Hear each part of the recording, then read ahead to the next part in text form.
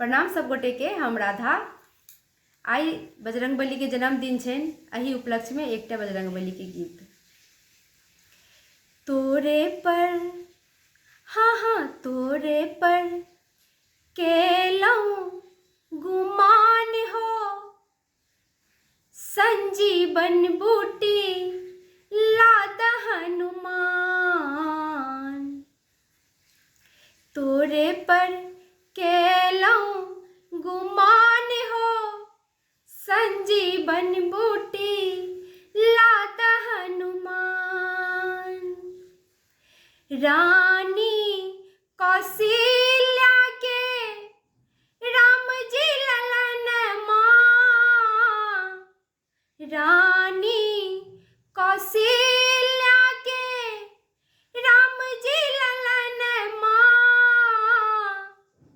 से होता चलला बनवास हो, संजीवन बूटी लाद हनुमान। से होता चलला बनवास हो, संजीवन बूटी लाद हनुमान।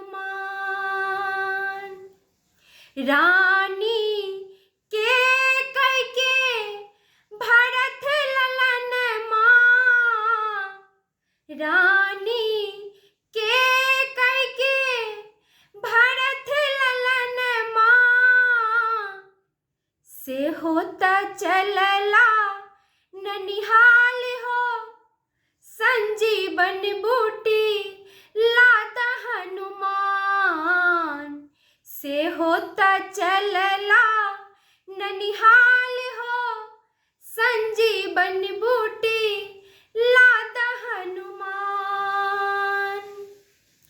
रानी सुमित्रा के लक्ष्मण ललन माँ, रानी सुमित्रा के लक्ष्मण ललन माँ।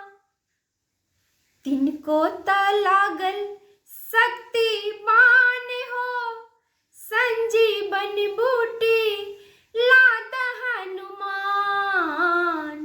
तिनको त लागल शक्तिमान हो, संजीवन बूटी लाद हनुमान। राजा दशरथ के चारिटा ललन माँ, राजा दशरथ के चारिटा ललन माँ। तिनके खातिर छोड़